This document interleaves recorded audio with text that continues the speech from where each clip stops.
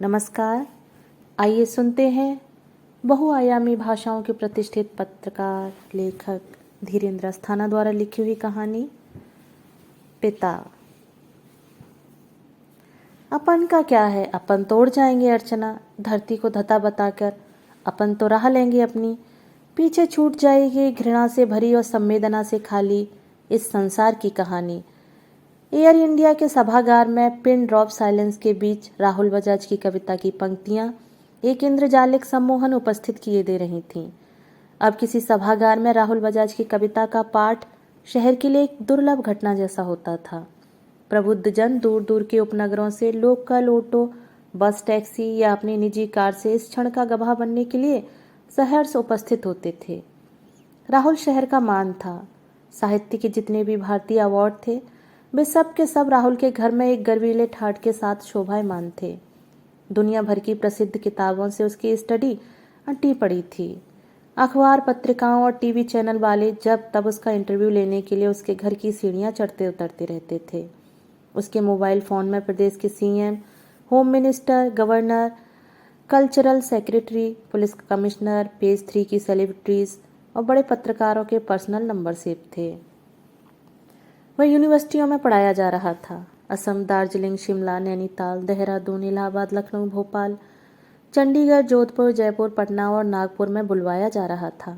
मुंबई जैसे मायावी नगर में वह 2 बेडरूम हॉल के एक सुविधा और सुरुचि संपन्न फ्लैट में जीवन बसर कर रहा था। वह मारुति जैन में चलता था। रेमंड तथा ब्लैकबेरी की पैंटें, पार्क एवेन्यू की शर्टें और रेड टेप के जूते पहनता था। विगत में घटा जो कुछ भी बुरा, बदरंग और कसैला था, उन सबको वह झाड़ पोंछ कर नष्ट कर चुका था। लेकिन चीजें इस तरह नष्ट होती हैं क्या? अतीत कभी दौड़ता है हमसे आगे भविष्य की तरह, कभी पीछे भूत की तरह लग जाता है। हम उल्टे लटके हैं आग के अलाव पर। आग ही आग है नसों के बिल्कुल करीब और उनमें बारूद भरा है। यह उसके बचपन का एक बहुत खास दोस्त बंधु था जो कॉलेज पहुंचने तक कविताएं लिखने लगा था और नक्सली गतिविधियों के मुहाने पर खड़ा रहता था। वह बारूद की तरह फटता इससे पहले ही देहरादून की वादियों में कुछ अज्ञात लोगों द्वारा निर्ममता पूर्वक मार दिया गया। राहुल डर गया, इसलिए नहीं कि उसने पहली बार मौत को इतने करीब से देखा था, इसलिए कि 24 बरस का बंधु 20 साल के राहुल के जीवन की पाठशाला बना हुआ था। यह पाठशाला उजड़ गई थी। उसने गर्दन उठाकर देखा, शहर के तमाम रास्ते निर्जन और डरावने लग रहे थे। एक खूबसूरत शहर में कुछ अभिशप्त प्रेतों ने डेरा डाल लिया था। वह एकदम अकेला था और निहत्था भी। कुछ कच्ची अधपकी कविताएं, थोड़े बहुत विद्रोही किस्म के विचार, कुछ मौलिक और पवित्र तरह के सपने, एक इंटरमीडिएट पास का सर्टिफिकेट, अहंकारी, तानाशाह, सर्वज्ञ और गीता इलेक्ट्रिकल्स के मालिक पिता के एकाधिकारवादी साये के नीचे बीत रहा था जीवन। सब कुछ ही इतना थोड़ा और आतताई किस्म का था कि राहुल डगमगा गया। उस रात वह देर तक पीता रहा और आधी रात को घर लौटा। पीता वह पहले भी था, लेकिन तब वह बंधु के साथ उसके घर चला जाता था। राहुल को याद है, एकदम साफ साफ, पिता ने उसे पर्दे की रॉड से मारा था। वह पिटते पिटते आंगन में आ गया था और हैंडपंप से टकराकर गिर पड़ा था। पंप और हत्थे को जोड़ने वाली मोटी लंबी कील उसके पेट को चीरती गुजर गई थी। पेट पर दाईं ओर बना 6 इंच का यह काला निशान रोज सुबह नहाते समय उसे पिता की याद दिलाता है। सिद्धार्थ अपनी पत्नी और बच्चों को छोड़कर एक रात घर से गायब हुआ था और गौतम बुद्ध कहलाया था। राहुल अपने पिता, अपनी माँ और कमरे की खिड़की से झांकते अपने 3 भाई बहनों की भयाक्रांत आंखों को ताकते हुए खून से लथपथ उसी हैंडपंप पर चढ़कर आंगन की छत के उस पार कूद गया था।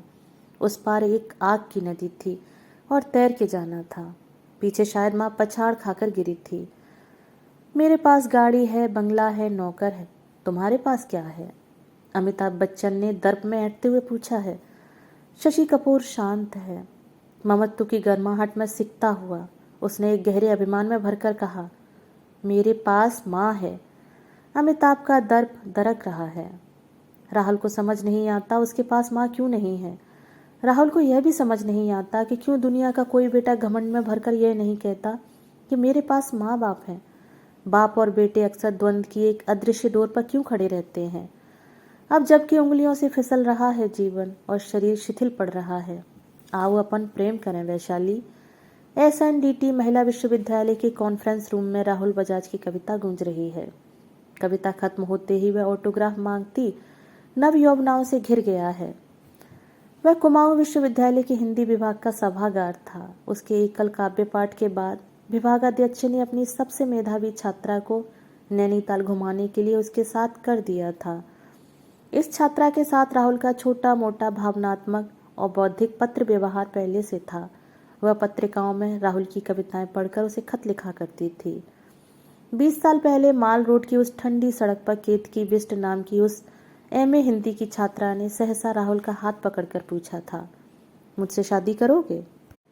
राहुल अबाक, हलक भीतर तक सूख गया।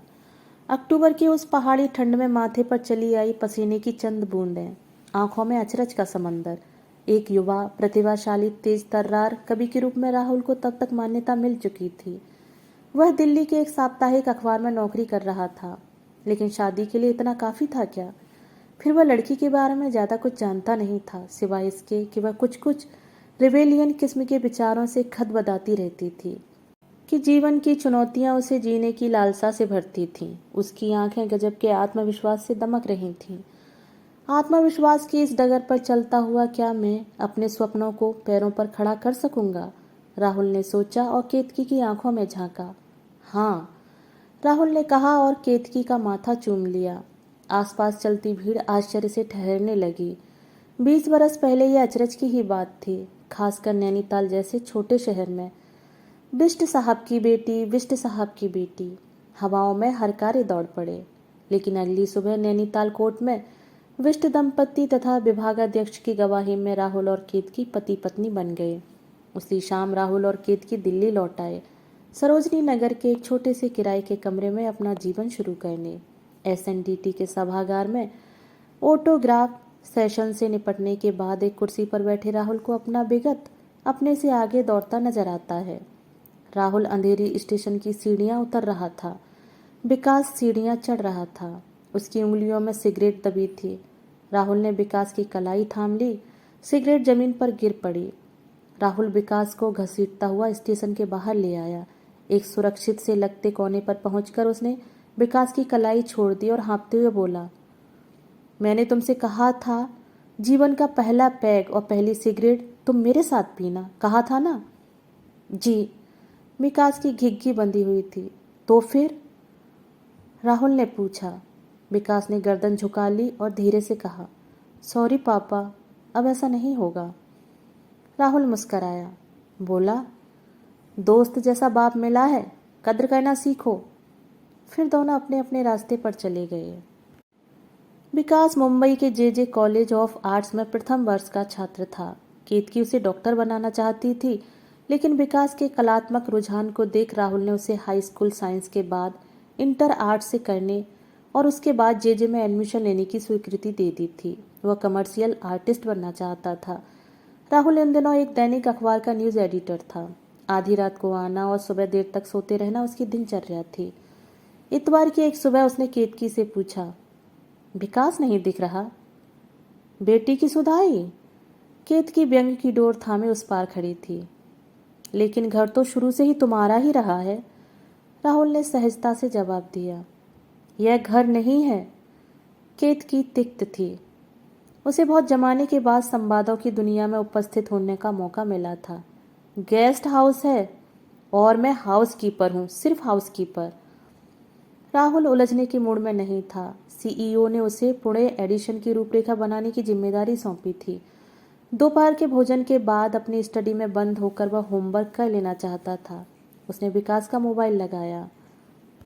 पापा? उधर विकास था। बेटे कहाँ हो तुम? राहुल थोड़ा तुष्ट था। पापा, बांद्रा की रासबेरी में मेरा शो है अगले मंडे, इसलिए एक हफ्ते से अपने दोस्त कपिल के घर पर हूँ। रिहर्सल चल रही है। रिहर्सल? कैसा शो? पापा, आपको अपने सिवा कुछ याद भी रहता है? पिछले महीने मैंने आपको बताया नहीं था कि मैंने एक रॉक बैंड ज्वाइन किया है। रिहर्सल घर पर भी तो हो सकती है। राहुल उत्तेजित होने लगा था, टिपिकल पिताओं की तरह। पापा, आप यह भी भूल गए? विकास की आवाज़ में भी व्यंग तैरने लगा था। अभी कुछ दिन पहले जब मैं रात को प्रैक्टिस कर रहा था, तब आपने घर आते ही मुझे कितनी बुरी तरह डांट दिया था कि यह घर है, नाचने गाने का अड्डा नहीं। Shut up. राहुल ने मोबाइल ऑफ कर दिया। उसने देखा केतकी उसे व्यंग से ताक रही थी। उसने सिर झुका लिया। वह धीरे कदमों से अपनी स्टडी में जा रहा था। पीछे पीछे केतकी भी आ रही थी। क्या है? राहुल ने पूछा और पाया कि उसकी आवाज़ में एक अजीब किस्म की टूटन जैसी है। इस टूटन में किसी शोध में असफल हो जाने का दर्द समाया हुआ था। तुम हार गए राहुल। केतकी की आंखों में बरसों पुराना आत्मविश्वास था। तुम भी ऐसा ही सोचती हो केतकी? राहुल ने अपनी कमीज और बनियान उलट दी। क्या तुम चाहती थी कि पेट पर पड़े ऐसे ही किसी निशान को देखकर विकास को अपने बाप की याद आया करती? नहीं। तो फिर? राहुल की आवाज़ में दर्द था। मैंने विकास को एक लोकतांत्रिक माहौल देने का प्रयास किया था। मैं चाहता था कि वह मुझे अपना बाप नहीं दोस्त समझे। बाप दोस्त नहीं हो सकता राहुल। वह दोस्तों की तरह बिहेव भले ही कर ले, लेकिन होता वह बाप ही है और उसे बाप होना भी चाहिए। केतकी ने झटके से अपना वाक्य पूरा किया और स्टडी से बाहर चली गई। राहुल आराम कुर्सी पर ढह गया। अगली सुबह जब वह बहुत देर तक नहीं उठा तो केतकी ने अपने फैमिली डॉक्टर को तलब किया। डॉक्टर ने बताया, इनके जीवन में हाई ब्लड प्रेशर ने सेंध लगा दी है। राहुल की आंखें आश्चर्य से भारी हो गईं। वह सिगरेट नहीं पीता था, शराब कभी कभी छूता था, तला हुआ और तैलीय भोजन नहीं खाता था, घर से बाहर का पानी तक नहीं पीता था। तो फिर? उसने केतकी से पूछा। लेकिन तब तक डॉक्टर की बताई दवाइयाँ लेने के लिए केतकी बाजार जा चुकी थी। 11 सितंबर 2001 को अमेरिका के वर्ल्ड ट्रेड सेंटर पर हुए विनाशक हमले के ठीक एक हफ्ते बाद राहुल बजाज को रात 11 बजे उसके बेटे विकास ने मोबाइल पर याद किया। राहुल उन दिनों एक टीवी चैनल में इनपुट एडिटर था और पत्नी के साथ दिल्ली में रहता था। चैनल की नौकरी में विकास तो विकास, केतकी तक राहुल को कभी कभी किसी भूली हुई याद की तरह उभरती नजर आती थी। वह विकास को अपने मुंबई वाले बसे बसाए घर में अकेला छोड़ आया था। विकास तब तक एक मल्टीनेशनल कंपनी के मुंबई ऑफिस में विजुलाइजर के तौर पर नौकरी करने लगा था। आमतौर पर विकास का मोबाइल नॉट रीचेबल ही होता था। 15-20 दिनों में कभी उसे माँ की याद आती तो वह दिल्ली के लैंडलाइन पर फ़ोन कर माँ से बतियाता था।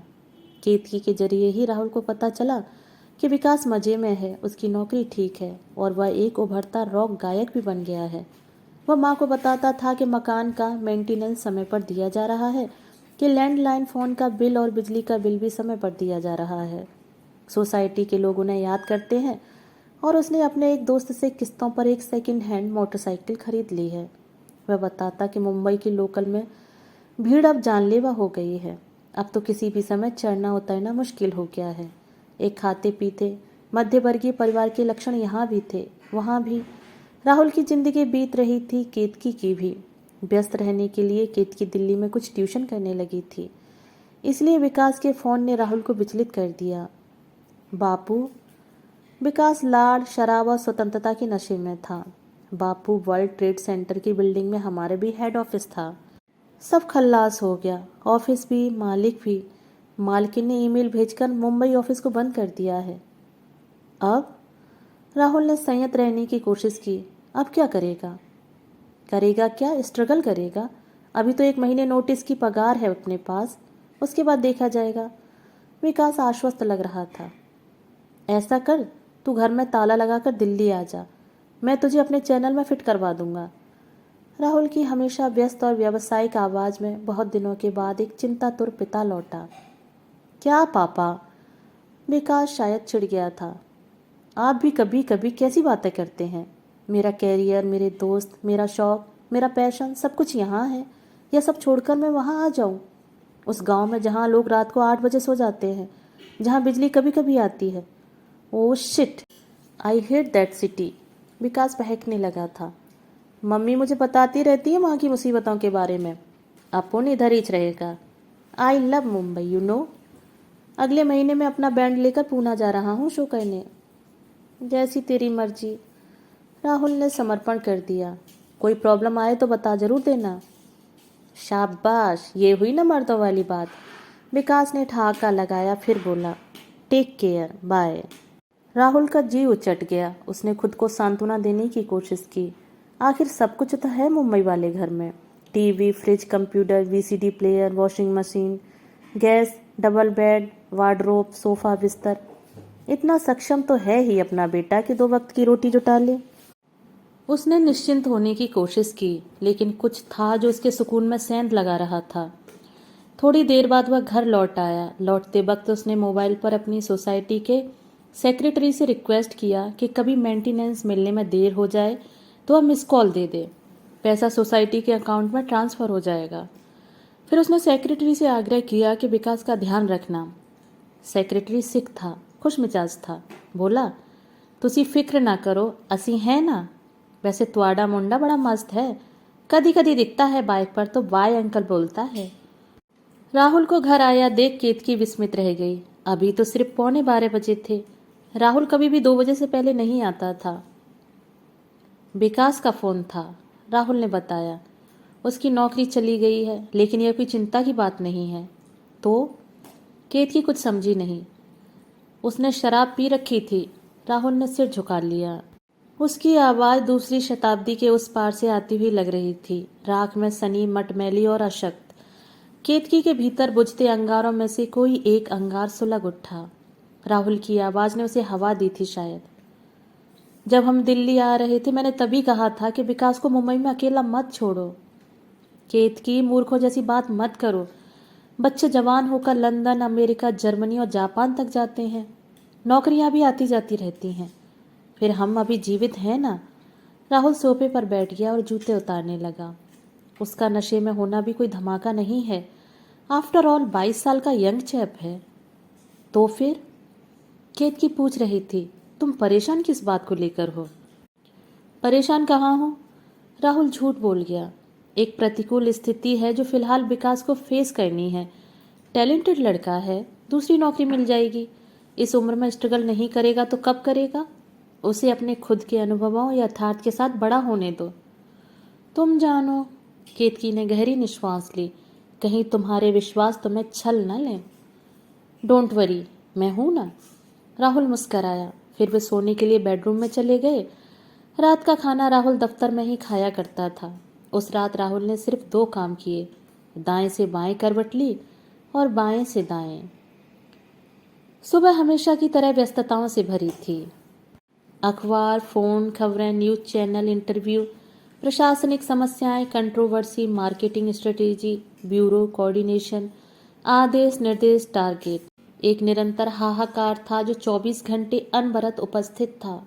इस हाहाकार में समय हवा की तरह उड़ता था और संवेदनाएं मोम की तरह पिघलती थीं। इन्हीं व्यस्तताओं में दिल्ली का दिसंबर आया। ठंड, कोहरे और बारिश में ठिठुरता। विकास से कोई संपर्क नहीं हो पा रहा था। घर का फोन बजता रहा। दिल हूम हूम करता। पता नहीं विकास ने क्या खाया होगा। खाना हलक से नीचे उतरने से इनकार कर देता। केतकी कुमार गंधर्व और भीमसेन जोशी की शरण लेती। विकास का मोबाइल ट्राई करती। सोसाइटी की सेक्रेटरी की पत्नी से फ़ोन पर पूछती, विकास का क्या हाल है? एक ही जवाब मिलता, देखा नहीं जी बड़े दिनों से। मैं इनसे पूछ के फ़ोन करूँगी। पर उसका फ़ोन नहीं आता। केतकी अपनी कातर निगाहें राहुल की तरफ उठाती तो वह गहरी निसंगता से भरकर जवाब देता, no news is good news. कैसे बाप हो? आखिर एक रात केतकी ढह गई। 3 महीने से बेटे का अता पता नहीं है और बाप मज़े में है। केतकी।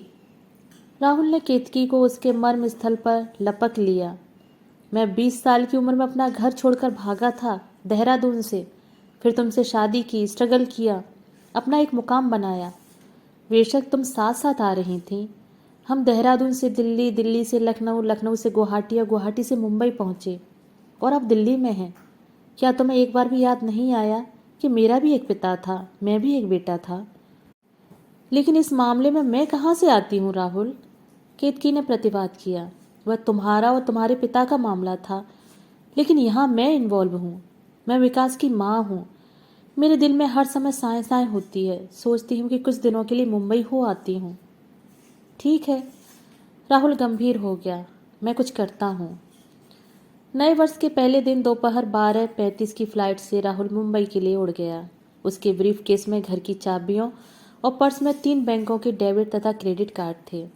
घर विस्मयकारी तरीके से बदरंग, उदास, अराजक और उजाड़ था। राहुल का घर, जिसे वह बतौर अमानत विकास को सौंप गया था। दरवाजे के बाहर लगी नेम प्लेट जरूर राहुल के ही नाम की थी, लेकिन भीतर मानो एक अपाहिज पहरेदार की छायाएं डोल रही थी। धीरे धीरे राहुल को डर लगने लगा। मैं उधर से बन रहा हूँ, मैं इधर से ढह रहा हूँ, राहुल ने सोचा। 21वीं सदी का अंधेरा उसके जिस्म में भविष्य की तरह ठहर जाने पर आमादा था। उसके विश्वास, उसके मूल्य, उसकी समझ, जिस पर देश का पढ़ा लिखा तबका यकीन करता था, उसके अपने घर में विकास के मैले कुचैले कपड़ों की तरह जहां तहां बिखरे पड़े थे। हॉल में बने बुक शेल्फ में मकड़ी के जाले लगे हुए थे और उनमें छिपकलियां आराम कर रही थीं। उसने फ़ोन का रिसीवर उठाकर देखा। वह मृतकों की दुनिया में शामिल था, यानी कि घंटी एक्सचेंज में बजा करती होगी। नागार्जुन, निराला और मुक्तिबोध की रचनावलियों के साथ कालिदास ग्रंथावली जैसी दुर्लभ और बेशकीमती पुस्तकें सदियों पुरानी धूल के नीचे हाँप रही थीं। सोफे के ऊपर एक इलेक्ट्रॉनिक गिटार औंधा पड़ा था। टीवी के ऊपर एक नहीं, 3 ऐश ट्रे थीं, जिनमें चुटकी भर राख झाड़ने की भी जगह नहीं थी। शोकेस के किनारे कोने में सिगरेट के खाली पैकेट पड़े थे। फर्श पर चलते हुए धूल पर जूतों के निशान छप रहे थे। राहुल भीतर घुसा, एक साबुत आशंका के साथ। किचन के प्लेटफॉर्म पर बिस्लरी के 20 लीटर वाले कई कैन कतार से लगे रखे थे, खाली, बिना ढक्कन। वॉशिंग मशीन का मुंह खुला था और उसमें गर्दन तक विकास के गंदे कपड़े ठुसे हुए थे। पर्दों पर तेल और मसालों के दाग थे। बाथरूम और लैट्रिन के दरवाजों पर कुछ विदेशी गायकों के अहमकों जैसी मुद्रा वाले पोस्टर चिपके थे। राहुल का स्टडी रूम बंद था। बेडरूम में रखा कंप्यूटर और प्रिंटर नदारद था। राहुल ने चाबी से स्टडी का दरवाज़ा खोला। वहाँ धूल, उमस और सीलन जरूर थी, लेकिन बंद होने की वजह से बाकी कमरा जस का तस था। राहुल जैसा छोड़ गया था, थका हुआ, प्रतीक्षातुर और उदास। यह कमरा मानो राहुल को यह सांत्वना दे रहा था कि अभी सब कुछ समाप्त नहीं हुआ है। अपनी राइटिंग टेबल के सामने पड़ी रिवॉल्विंग चेयर पर बैठकर राहुल ने विकास का मोबाइल लगाने की एक व्यर्थ सी कोशिश की, लेकिन आश्चर्य की घंटी बज गई। हेलो, यह विकास था, हूबहू राहुल जैसी आवाज में, 3 महीने से अदृश्य। कहाँ है? राहुल ने पूछा। पापा, विकास चीखा। कैसे हो? मॉम कैसी हैं? तुझसे मतलब? राहुल चिढ़ गया। पापा, मेरा मोबाइल बंद था, परसों ही चालू हुआ है। मैं आपको बताने ही वाला था। गुड न्यूज़, परसों ही मेरी नौकरी लगी है रिलायंस इन्फोकॉम में। पगार है 15,000 रुपये। 3 महीने से खाली भटकते भटकते मैं पागल हो गया था। बीच में मेरा एक्सीडेंट भी हो गया था। मैं 15 दिन अस्पताल में पड़ा रहा। बाइक भी टूट गई, भंगार में बेच दी। विकास बताता जा रहा था, बिना रुके, बिना किसी दुख, तकलीफ या पछतावे के, खालिस खबरों की तरह। तूने एक्सीडेंट की भी सूचना नहीं दी? राहुल को सहसा एक अनाम दुख ने पकड़ लिया। उससे क्या होता? विकास तर्क दे रहा था। आपका ब्लड प्रेशर बढ़ जाता, आप लोग भागे भागे यहाँ आते। ठीक तो मुझे दवाइयाँ ही करती ना, फिर दोस्त लोग थे ना, किस काम आते साले हरामखोर। आप देखते तो डर जाते पापा। बाईं आँख की तो बाट लग गई थी, पूरी बाहर ही आ गई थी। माथे पर 7 टाँके आए, होठ कट गया था। अब सब ठीक है। पैसा कहाँ से आया? राहुल ने पूछा। दोस्त ने दिया, कंप्यूटर बेचना पड़ा। अब धीरे धीरे सब चुका दूंगा। और घर कब से नहीं गया? शायद 8-10 दिन हो गए, विकास ने आराम से बताया। और घर का फ़ोन? वो डेड है, विकास ने बताया। मैं भाड़ा कहाँ से देता? खाने के ही बांधे पड़े हुए थे। मेंटेनेंस भी नहीं दिया होगा। हाँ, विकास बोला। तुझे यह सब बताना नहीं चाहिए था। राहुल झुंझला गया। इस तरह बर्ताव करती है तुम लोगों की पीढ़ी अपने माँ बाप के साथ? पापा, आप तो लेक्चर देने लगते हो। विकास भी चिढ़ गया। मकान कोई छीन थोड़े ही रहा है, अब नौकरी लग गई है, सब कुछ दे दूंगा। अच्छा सुनो, मम्मी से बात कराओ ना। मम्मी दिल्ली में है। दिल्ली में? तो आप कहाँ हैं? विकास थोड़ा विस्मित हुआ। मुंबई में, अपने घर में, राहुल ने बताया। ओके बाय, मैं शाम तक आता हूँ। विकास ने फ़ोन काट दिया। उसकी आवाज़ में पहली बार कोई लहर उठी थी। क्या फ़र्क है? राहुल खुद से पूछ रहा था। सिर्फ इतना ही ना कि मैं घर से भाग गया था और विकास घर से दूर है, अपनी तरह से जीता मरता हुआ अपनी एक समानांतर दुनिया में। वह एक अदृश्य सी डोर से अपने मम्मी पापा के साथ बंधा हुआ है और राहुल की दुनिया में यह डोर भी नहीं थी। घर से भागने के पूरे 7 वर्ष बाद जब जोधपुर में पिता का ब्रेन कैंसर से देहांत हो गया, तब माँ का मौन टूटा था और माँ की आज्ञा से छोटे भाई ने उसका पता खोजकर उसे टेलीग्राम दिया था। पिता नहीं रहे, अगर आना चाहो तो आ सकते हो। वह नहीं गया था। अगर पिता उसके जीवन से निकल गए थे, अगर माँ नहीं बनी रह सकी थी, अगर भाई बहन उसे ठुकरा चुके थे, तो राहुल ही क्यों एक बंद दुनिया का दरवाजा खोलने जाता।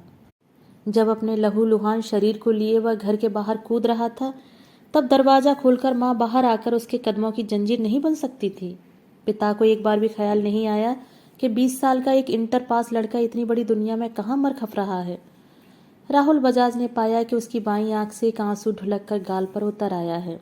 शायद बाईं आंख दिल से और दाईं आंख दिमाग से जुड़ी है, राहुल ने सोचा और अपनी खोज पर मुस्करा दिया। 2 बाइयों की मदद से घर शाम तक सामान्य स्थिति में आ गया। सोसाइटी का सेक्रेटरी बदल गया था। नोटिस बोर्ड पर मेंटेनेंस न देने वालों में राहुल बजाज का नाम भी शोभायमान था। राहुल ने पूरे हिसाब चुकता किए और 12 महीने के पोस्ट डेटेड चेक सेक्रेटरी को सौंप दिए। बिजली के बिल के खाते में भी उसने पुराने 1400 और अग्रिम 1600 मिलाकर 3000 का चेक जमा करवा दिया। टेलीफोन सरेंडर करने की एप्लीकेशन भी उसने सेक्रेटरी को दे दी, साइन किए हुए क्रॉस चेक के साथ। विकास के सारे गंदे कपड़े धोबी के यहाँ भिजवा दिए। टीवी, फ्रिज और वॉशिंग मशीन उसने 10,000 रुपये में केतकी के एक दोस्त को बेच दिए। इसी दोस्त रेवती के पति ललित तिवारी के घर वह रात के खाने पर आमंत्रित था। रात 8 बजे विकास आया। वह अपने साथ बैग पाइपर की बोतल लाया था। आपने कहा था ना, पहला पैग मेरे साथ पीना, विकास बोला। वह तो नहीं हो सका, लेकिन मेरी नई नौकरी की खुशी में हम एक साथ चीयर्स करेंगे। मंजूर है। राहुल निर्विकार था। मैं घर में ताला लगा कर जा रहा हूँ। चलेगा। विकास तनिक भी परेशान नहीं हुआ। मेरा दफ्तर मरोल में है। अंधेरी से मीरा रोड की ट्रेन में चढ़ना अब पॉसिबल नहीं रहा। मैं दफ्तर के पास ही कहीं पेइंग गेस्ट होने की सोच रहा हूँ। विकास रेवती और ललित के घर खाने पर नहीं गया। उसने पुष्पक होटल से अपने लिए चिकन बिरयानी मंगवा ली। अगली सुबह इतवार था। राहुल सोकर उठा तब तक विकास तैयार था। उसने पापा के लिए 2 अंडों का ऑमलेट बना दिया था। कहाँ? राहुल ने पूछा। मेरी रिहर्सल है, विकास ने कहा। आज शाम 7 बजे बांद्रा के रासबेरी में मेरा शो है। क्या उस शो में मैं नहीं आ सकता? राहुल ने पूछा। क्या? विकास अचरज के हवाले था। आप मेरा शो देखने आएंगे? लेकिन आप और मम्मी तो कुमार गंधर्व भीमसेन जोशी टाइप के लोग हो। आफ्टर ऑल जो तू गाता है वह भी तो संगीत ही है ना। राहुल ने विकास की बात काट दी। यस, विकास ने दोनों हाथों की मुट्ठियां हवा में उछाली। मैं इंतजार करूंगा। फिर वह अपना गिटार लेकर सीढ़ियां उतर गया। देर तक राहुल की आंखों में विकास के कानों से लटकी बालियां और छोटे छोटे कलर किए गए खड़े बाल उलझन की तरह डूबते उतराते रहे। जब केतकी का फोन आया तो राहुल ठीक ठीक बता नहीं पाया कि वह किसके साथ है, विकास के या अपने। केतकी जरूर विकास के साथ थी। जब उसके लिए तुमने घर ही बंद कर दिया है तो उसका अंतिम संस्कार भी हाथों हाथ क्यों नहीं कराते? वह रो रही थी। वह माँ थी और स्वभावतः अपने बेटे के साथ थी। राहुल माँ को नहीं जानता। वह केतकी के रुदन से तनिक भी विचलित नहीं हुआ। रासबेरी, नई उम्र के लड़के लड़कियों का डिस्कोथेक। बाहर पोस्टर लगे थे। New sensation of Indian rock singer Vikas Bajaj. Rahul 300 रुपये का टिकट लेकर भीतर चला गया। वहाँ अजीब और गरीब लड़के लड़कियों की भीड़ थी। हवाओं में चरस की गंध थी, बियर का सुरूर था, यौवन की मस्ती थी, क्षण में जी लेने का उन्माद था। लड़कियों की जीन्स से उनके नितंबों के कटाव झांक रहे थे। लड़कों ने टाइट टी शर्ट पहनी हुई थी। उनके बाल चोटियों की तरह बंधे थे। स्लीवलेस टी शर्ट से उनके मसल्स छलके पड़ रहे थे। ब्रा की कैद से आज़ाद लड़कियों के स्तन शर्ट्स के भीतर टेनिस की गेंद की तरह उछल रहे थे। राहुल वहां शायद एकमात्र अधेड़ था जिसे रासबेरी की समाज कभी कभी कौतुक भरी निगाह से निहार लेता था। एक संक्षिप्त से अनाउंसमेंट के बाद विकास मंच पर था अपने गिटार के साथ। उसने कान फाड़ू शोर के साथ गर्दन को घुटनों के पास तक झुकाते हुए पता नहीं क्या गीत गाया कि हॉल तालियों से गड़गड़ाने लगा। लड़कियां झूमने लगी और लड़के उन्मुक्त होकर नाचने लगे। इस लड़के की रचना हुई है उससे, राहुल ने सोचा और युवक युवतियों द्वारा धकेला जाकर एक कोने में सिमट गया। भीड़ पागल हो गई थी और विकास के लिए वंस मोर का नारा लगा रही थी। राहुल का दिल दो फांक हो गया। उसने केतकी को फ़ोन लगाया और धीरे से बोला, शोर सुन रही हो? यह विकास की कामयाबी का शोर है। मैं नहीं जानता कि मैं सुखी हूँ या दुखी। पहली बार एक पिता बहुत असमंजस में है केतकी। राहुल ने फ़ोन काट दिया और मंच पर उछलते कूदते विकास को देखने लगा। ब्रेक के बाद वह बाहर आ गया। हाय गाइस, हेलो गर्ल्स करता हुआ विकास भी बाहर निकला। उसके मुंह से सिगरेट दबी थी। उसने राहुल के पांव छू लिए और बोला, मैं बहुत खुश हूँ कि मेरा बाप मेरी खुशी को शेयर कर रहा है। मेरे बच्चे, राहुल ने विकास को गले लगा लिया। जहाँ भी रहो खुश रहो। मुझे अब जाना होगा। मेरी 10:35 की फ़्लाइट है। अपने सारे प्रेस किए हुए कपड़े तुझे रेवती आंटी के घर से मिल जाएंगे। राहुल बजाज का गला रुंध गया था। कल से तू कहाँ रहेगा? क्या मैं घर की चाबियाँ? राहुल बजाज के भीतर एक पिता पिघलता, तब तक विकास का बुलावा आ गया। उसने वापस राहुल के पांव छुए और बोला, मेरी चिंता मत करो पापा, मैं ऐसा ही हूँ। आप जाओ, बेस्ट ऑफ जर्नी। सॉरी, विकास ने हाथ नचाए। मैं एयरपोर्ट नहीं आ सकता। माँ को प्यार बोलना। विकास भीतर चला गया। भीड़ और शोर और उन्माद के बीच बाहर अंधेरा आया था। इस अंधेरे में राहुल बजाज बहुत अकेला, अशक्त और दुविधाग्रस्त था। वह सबके साथ होना चाहता था लेकिन किसी के साथ नहीं था। उसके पास न पिता था न माँ। उसके पास बेटा भी नहीं था और दिल्ली पहुंचने के बाद उसके पास केतकी भी नहीं रहने वाली थी। राहुल ने हाथ दिखाकर टैक्सी रोकी, उसमें बैठा और बोला, सांता क्रूज एयरपोर्ट। टैक्सी में गाना बज रहा था, बाबुल मोरा नैहर छूटो ही जाए। दोस्तों, अभी आप सुन रहे थे धीरेन्द्र अस्थाना जी द्वारा लिखी हुई कहानी पिता। दोस्तों, कहानी आपको कैसी लगी? अपने विचार मुझे कमेंट बॉक्स में साझा जरूर कीजिएगा। मिलते हैं एक और नई कहानी के साथ। धन्यवाद।